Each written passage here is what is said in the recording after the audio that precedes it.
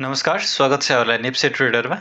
आज ठुलै करेक्सन देखिएको छ। 31.8 पोइन्टले चाहिँ आज बजार झरेको छ, जुन चाहिँ 1.53% ले हुन आउँछ। आज बजार हाम्रो 2050 को लेभलमा जुन एउटा सपोर्ट थियो त्यसलाई पनि ब्रेकआउट दिएर बजार चाहिँ अहिले 2045.44 मा चाहिँ पुगेको छ। आजको दिनमा 20 वटा कम्पनीहरूको मूल्य बढेको छ भने 201 वटा कम्पनीको मूल्य घटेको छ र 4 वटा कम्पनीको मूल्य भने जस्ताको त्यस्तै रहेको छ। टप गेनरको कुरा गर्नुहुन्छ भने इएनएल, एनबिएल डी87, एनबिएल बैंक, नेपाल बैंकको चाहिँ एउटा डिभेन्चर रहेको छ। त्यस्तै एसआइकेएलइएस, स्काइल्स हाइड्रो पावर, त्यसै गरी एनआइबिएल जिएफ, एनआइबिएल जिएफ2 यिनीहरूले चाहिँ सर्वाधिक कमाएका छन् भने टप लुजरको कुरा यदि गर्नुहुन्छ भने चाहिँ एचडिएल, टिएसएचएल, एमएचसिएल, आइएलबिएस, बिएनएचसीहरूमा चाहिँ सर्वाधिक मूल्य घटेको छ। टप टर्नओभरको कुरा गर्नु पर्दाखेरि चाहिँ एचडिएल, शिवम, एसएचएल, आइएलआई, इबिएलमा चाहिँ टर्नओभर एकदमै ज्यादा देखिएको छ।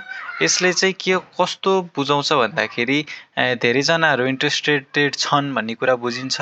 यदि अर्को अर्थ चाहिँ कस्तो पनि लाग्छ भन्दाखेरि धेरै दिनदेखि यो स्टकहरूमा इन्ट्रेस्टेड थिए र त्यही भएर चाहिँ अब बेच्दाखेरि पनि यी स्टकहरूमै धेरै आत्तिएको अथवा किन्नेहरूले पनि अहिले घटेकै बेला किन्ने हो भनेर चाहिँ बुझेर किन्ने गरेका छन्। जसरी भए पनि टर्नओभर अर्थात् रकमको कारोबार एकदमै ज्यादा भएको छ। टप भोल्युम आधारमा हेर्छौँ भने चाहिँ शिवम, एसएचएल, ऊर्जा, एकेपिएल र एचएलआईमा चाहिँ एकदमै ठुलो भोल्युम आएको छ। ट्रान्जेक्सन वाइज हेर्छौँ भने आइएलआई, जिसिआइएल, टिएसएचएल, युएसएचएल र एचडिएलमा चाहिँ ट्रान्जेक्सन एकदमै बढी आएको छ। अब आजको दिन चाहिँ 2 अर्ब 2.15 अर्बको चाहिँ टर्नओभर आएको छ बजारमा। आज 278 वटा कम्पनीहरूको चाहिँ आज कारोबार भएको छ। सेक्टर वाइज यदि हेर्छौँ भने चाहिँ ब्याङ्किङ इन्डेक्स 0.92% ले झरेको छ। डेभलपमेन्ट ब्याङ्क 1.88% ले झरेको छ। त्यसै गरी फाइनेन्स 2.24% ले झरेको छ। Hotel and tourism 2.15, hydro power 2.31, investment 1.14, life insurance भने 1.79, म्यानुफ्याक्चरिङ एन्ड प्रोसेसिङ 4.26 ले झरेको छ। माइक्रो फाइनेन्स 1.06% ले घटेको छ। म्युचुअल फन्ड भने आज एकदमै उत्कृष्ट बढेको छ। यो चाहिँ अलिकति बग रहेछ यहाँनिर। यो चाहिँ 4.28% ले सायद बढेको हुनसक्छ, तर यहाँ त 28 देखाइरहेछ। यो चाहिँ अहिले चाहिँ कन्फ्युज्ड भएँ है। यो इन्फर्मेसन चाहिँ हामीले चेक गर्नुपर्ने हुन्छ। ओके, सो म्युचुअल फन्ड चाहिँ खासमा 4.28% ले बढेको हुनसक्छ, किन आज धेरै जसो म्युचुअल फन्डहरू नै बढेका थिए र यो चाहिँ 28.9 पोइन्टले चाहिँ बढेको हुनसक्छ। यो एउटा ग्लिच जस्तो लाग्यो है मलाई। नन लाइफ इन्सुरेन्स 1.66% ले घटेको छ। अदर इन्डेक्स 0.9% ले घटेको छ। अदर इन्डेक्स भने 0.5% ले घटेको छ। सबै सेक्टरहरू घटेका छन् म्युचुअल फन्ड बाहेक। सबसे धेरै घट्नेमा चाहिँ फाइनेन्स, हाइड्रो, होटल हैन, त्यसै गरी म्यानुफ्याक्चरिङ एन्ड प्रोसेसिङ र नन लाइफ है, यिनीहरूमा चाहिँ सर्वाधिक मूल्य घटेको छ आजको दिनमा। टेक्निकली हेर्छौँ भने चाहिँ आज एउटा बेरिस माराबुजी क्यान्डल बनेको छ।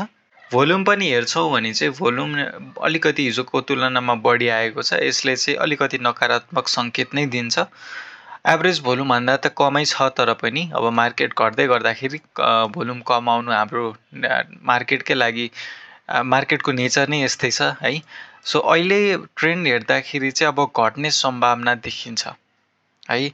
मैले चाहिँ अब अरू टेक्निकल एनालिस्टहरूले चाहिँ अब बढ्छ नातिनु भन्छन् होइन, म पनि नातिनु नै भन्छु। तर प्रब्लम के भन्दाखेरि केही टाइमसम्म करेक्सन हुने सक्ने सम्भावना छ है।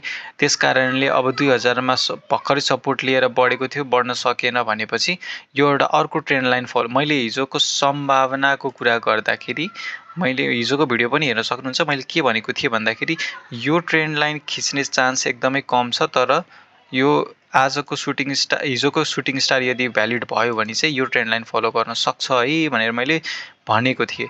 यो हिसाबले हेर्छौ भने चाहिँ यसरी मार्केट झर्ने देखिन्छ है। अनि अब यो जहाँसम्म मैले हिजोको कुरा थियो यो भ्यालिड हुनु भइसकेको छ भन्दा पनि भयो, अर्ली स्टेजमा छ यसलाई टुङ्गिनको लागि। अब गर्ने त के भन्दाखेरि अहिलेको लागि एक्जिटै गर्दाखेरि बेटर देखिन्छ। मैले तपाईँहरूलाई अनेस्ट कुरा गर्दाखेरि मैले अहिले सेल गरेर फेरि बाइङको लागि चाहिँ अपर्च्युनिटी खोजिरहेको छु है। अब बजार अब जति तल गए पनि अब मलाई त टाउको दुखाइ छैन होइन। 1800मा गए मैले झन् सस्तोमा किन्न पाउँछु होइन। त्योभन्दा तल जाने सम्भावना छैन, तर गयो भने मैले अझै सस्तोमा किन्न पाउँछु भनेर मैले लिएको छु यसलाई होइन।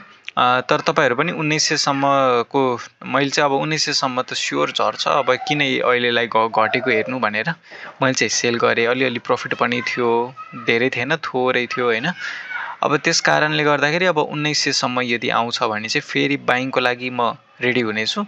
बढ्ने छाटकाट देखिए किन होला, नत्र भने 1800को लागि कुर्नुपर्ने हुन्छ हामीले। सो तपाईँहरू पनि